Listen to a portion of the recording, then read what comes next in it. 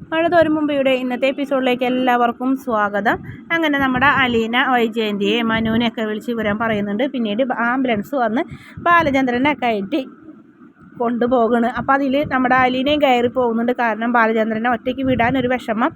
മുത്തശ്ശിനെ തനിച്ചാക്കിയാലും മുത്തശ്ശിയോട് പറയുന്നുണ്ട്, ഞാൻ പോയിട്ട് വരാം മുത്തശ്ശി, സാറിൻ്റെ കൂടെ ആരും ഇല്ലല്ലോ എന്നൊക്കെ പറയും. ശരി മോളെ, ഞാൻ ഇവിടെ ഇരുന്നോണ്ട് മോള് പോയിക്കോന്ന് പറയും.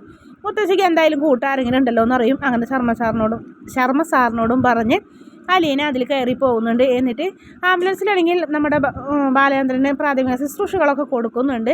എന്നിട്ട് പിന്നെ ഓക്സിജൻ മാസ്ക് ഒക്കെ വെച്ച് നഴ്സുമാർ ശുശ്രൂഷിക്കുന്നൊക്കെ ഒരു ഭാഗങ്ങളൊക്കെ കാണിക്കുന്നുണ്ട്. പിന്നീട് വൈജയന്തി കമലാടത്തിനെ വിളിച്ചു കഴിഞ്ഞിട്ട് പറയുന്നുണ്ട്, മനുവിനോട് എത്രയും പെട്ടെന്ന് ഹോസ്പിറ്റലിലേക്ക് വരാൻ പറയും, ബാലചന്ദ്രൻ എന്തോ സ്ട്രോക്ക് വന്നിട്ട് ഹോസ്പിറ്റലിലേക്ക് കൊണ്ടുപോയേക്കെന്ന് അലീന വിളിച്ച് പറഞ്ഞു എന്ന് പറഞ്ഞു. അതിനുശേഷം ഹോസ്പിറ്റലിൽ നമ്മുടെ ബാലചന്ദ്രനെ ICUവിലേക്ക് കൊണ്ടുപോകണ്ടായിരുന്നത്. എന്നിട്ട് പിന്നെ അലീന അവിടെ കാത്തു നിൽക്കുന്നുണ്ട്. ശർമ്മ സാറ് വരുമ്പോൾ പറയും, കുഴപ്പമില്ല, നീ ഈ പ്രാഥമിക ശുശ്രൂഷ നീ തന്നെ കൊടുത്തല്ലോ, അതായത് CPR ഒക്കെ കൊടുത്തല്ലോ, പിന്നെ രക്ഷപ്പെട്ടിട്ടുണ്ട്, ചെറുതായിട്ട് പേടിക്കേണ്ട, സ്ട്രോക്ക് ഉണ്ട്, 3 ബ്ലോക്ക് ഉണ്ട്, ഓപ്പറേഷൻ തിയേറ്ററിലേക്ക് മാറ്റണമെന്ന് പറയും. അങ്ങനെ വൈജയന്തി വരും. വൈജയന്തി ഓടി വരുമ്പോൾ വൈജയന്തി ICUവിലേക്ക് നോക്കിയിട്ട് പറയും, ഇവിടെയാണോ കിടത്തിയേക്കണേന്ന് ചോദിക്കും. അല്ല, ഓപ്പറേഷൻ തിയേറ്ററിലേക്ക് കൊണ്ടുപോയി. പിന്നെ നീ എന്താ ഇവിടെ നിൽക്കണേന്ന് പറയും. അവിടേക്ക് ആരെയും കയറ്റൂല. അവിടേക്ക് ആരെയും കയറ്റിനാലേ ഇവിടെ നിൻ്റെ ആവശ്യം എന്തെന്ന് ചോദിക്കും. നീ എന്തിനാ അമ്മനെ തനിച്ചാക്കി നീ ഇങ്ങോട്ട് വന്നത്? നിന്നോട് ആര് പറഞ്ഞു ബാലേന്ദ്രൻ്റെ കൂടെ വരാൻ? ബാലേന്ദ്രൻ ഇവിടെ നിൽക്കാൻ ഇഷ്ടം പോലെ ബന്ധുക്കളുണ്ട്, നിൻ്റെ ആവശ്യമില്ല എന്ന് പറയും. അത് ശരി, പാലം കടക്കുവാളെന്ന് കേട്ടിട്ടുള്ളൂ എന്ന് പറയും. എന്നെക്കൊണ്ട് കൂടുതലും പറയിപ്പിക്കാണ്ട് വീട്ടിൽ പോടിയെന്ന് പറയും. ആ സമയത്ത് CPR കൊടുത്തതും രക്ഷിച്ചതും ആംബുലൻസ് വിളിച്ചതും മാഡത്തിനെ വിളിച്ച് പറഞ്ഞതൊക്കെ ഞാനാണ്, ഡോക്ടറെ കൊണ്ടുവന്നതും. എന്നിട്ടിപ്പോൾ ഞാൻ പുറത്തായല്ലേ എന്നൊക്കെ ചോദിക്കും. അതൊക്കെ ആവശ്യം ചെയ്യേണ്ടതാണ് എന്ന് വെച്ചിട്ട് നിന്നെ ഞാനെടുത്ത് തലയിൽ കയറ്റിക്കണമെന്നൊക്കെ ചോദിക്കും. ആ സമയത്ത് വൈജയന്തി ഇവിടുന്ന് വേഗം പോകാൻ പറഞ്ഞ് വൈജയന്തി അവിടെ നീങ്ങിപ്പോവും.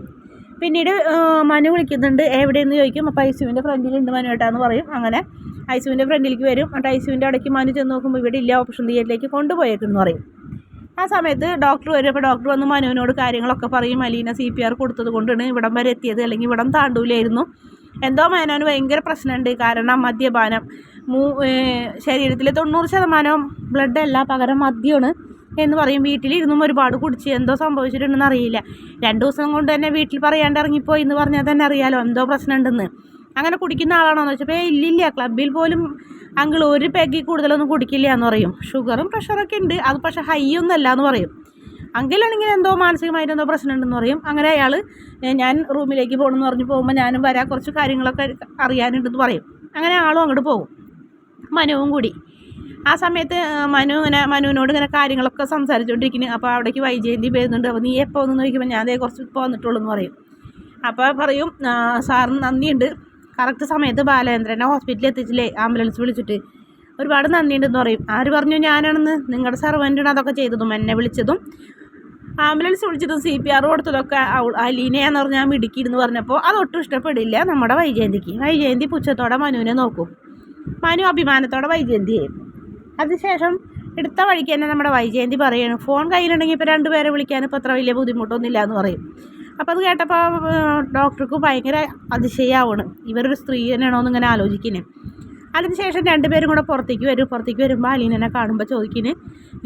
അതിന് മുന്നേ അലീനയോട് ഓപ്പറേഷന് വേണ്ടിയിട്ടുള്ള അനുവാദത്തിന് സമ്മതപത്രത്തിൽ ഒപ്പിടാൻ പറഞ്ഞപ്പോൾ ഞാൻ സർവൻ്റാണ്, അതിന് അധികാരപ്പെട്ടവരോട് ഉണ്ടെന്ന് പറയും.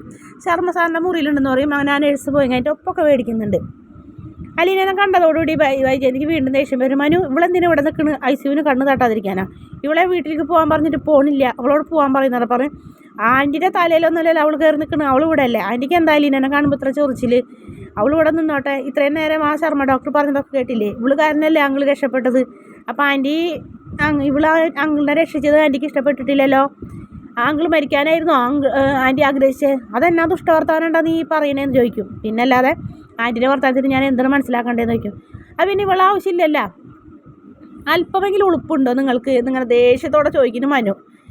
അറിയാം, വീട്ടിലെ അമ്മ ഒറ്റയ്ക്കിന് പിള്ളേരും വരും, അതുകൊണ്ടാണ് പറഞ്ഞതെന്ന് പറയും. ശരി എന്നറിയാം അലീന, നീ ഇവിടെ നിൽക്കണ്ട വാ എന്ന് പറഞ്ഞ് അലീനരെ കൈ പിടിച്ചു കഴിഞ്ഞിട്ട് കൊണ്ടുപോകണം മനു. അലീനരെ കൈമ മനു പിടിക്കുന്നുണ്ടപ്പോൾ വൈജയന്തി ഇങ്ങനെ ആകെ ഷോക്കായിട്ട് നിൽക്കുന്നുണ്ട്. മനുവിനോട് സാറിൻ്റെ വിവരമൊക്കെ ഞാൻ നിന്നോട് പറയാം, നിന്നെ ഇവിടെ ആവശ്യമില്ലല്ലോ അവർക്ക്, പിന്നെ എന്തിനാ നീ ഇവിടെ നിൽക്കണേ എന്ന് ചോദിച്ചപ്പോൾ നമുക്ക് പോകാമെന്ന് പറഞ്ഞ് വലിച്ചു കൊണ്ടുപോകുന്നുണ്ട്. അത് നോക്കി ഇങ്ങനെ ഷോക്കായിട്ട പോലെ നിൽക്കുന്നുണ്ട് വൈജയന്തി.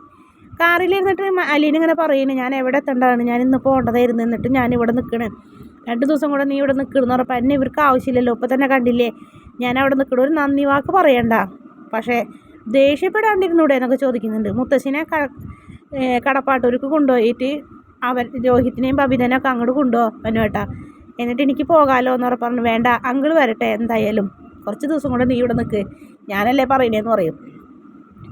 ഞാനതല്ല ആലോചിക്കുന്നത്, ഈ ആൻറ്റിക്ക് കാര്യം മനുവേട്ടൻ്റെ ആൻറ്റീനെ, എന്നാലും ഇവർക്ക് തീരെ അങ്കിളിനോട് സ്നേഹമില്ലല്ലോ എന്ന് പറയും. ഇല്ല, ചെസ്സ് കളിക്കുന്നതിലെ രാജ്ഞിന്, ചെസ് ബോർഡിലെ രാജ്ഞിന് ആൻറ്റി ഒരു പാവം രാജാവാണതിൽ. പക്ഷേ ചെസ്സിൽ രാജ്ഞി രാജാവിനെ രക്ഷിക്കാനുള്ള നോക്കണം, ഇത് നേരെ തിരിച്ചു. ഒരു തരി സ്നേഹം പോലും ഞാൻ കണ്ടിട്ടില്ല എന്ന് പറഞ്ഞപ്പോൾ ഇല്ല, ആദ്യമേ അങ്ങനെ തന്നെയാണ്, അങ്കിളിനോട് പ്രത്യേകിച്ച് ഒരു സ്നേഹമൊന്നുമില്ല, ഇങ്ങനെ ഒഴുക്കം മട്ടിൽ ഇങ്ങനെ ജീവിച്ച് പോകണമെന്നുള്ള അങ്കിള് എന്നിങ്ങനെ പറയുന്നുണ്ട്.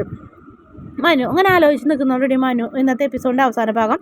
നാളത്തെ ഭാഗത്തിൽ കാണിക്കുന്നത് ഹോസ്പിറ്റലും ബാലചന്ദ്രൻ മനുവിൻ്റെ അടുത്ത് മനുവും ബാലചന്ദ്രനും കൂടെ സംസാരിക്കുന്നത്. ആൻറ്റിക്ക് അങ്കിളിനെ കാണുന്നുണ്ടെന്ന് പറഞ്ഞപ്പോൾ കൈതക്കൽ മാളിക വീട്ടിലെ ഒരാളും എന്നെ കാണാൻ വരരുതെന്ന് പറഞ്ഞ് അയാളിങ്ങനെ ദേഷ്യപ്പെടുന്ന ഒരു ഭാഗമാണ് കാണിക്കുന്നത്. വൈജയന്തി ആണെങ്കിൽ എന്താണ് സംഭവിച്ചതെന്ന് അറിയാണ്ട് അങ്ങനെ അന്തം വിട്ട് പുറത്ത് നിൽക്കുന്ന ബാലചന്ദ്രനെ ICUവിലേക്ക് കയറ്റണമില്ല. കാണണ്ടെന്ന് പറയുന്നതിൻ്റെ അർത്ഥം എന്താണെന്ന് വൈജയന്തിക്ക് എത്ര ആലോചിച്ചിട്ടും മനസ്സിലാവണില്ല. പിന്നീട് അലീനെ മുത്തശ്ശി മാനുവൊക്കെ സംസാരിക്കുന്ന ഹോസ്പിറ്റലിലെ കാര്യങ്ങളൊക്കെ സംസാരിച്ചുകൊണ്ട് നിൽക്കുന്നതോടെയാണ് പ്രമോ അവസാനിക്കുന്നത്. വീഡിയോ ഇഷ്ടപ്പെടുകയാണെങ്കിൽ ചാനൽ ഒന്ന് സബ്സ്ക്രൈബ് ചെയ്യണേ.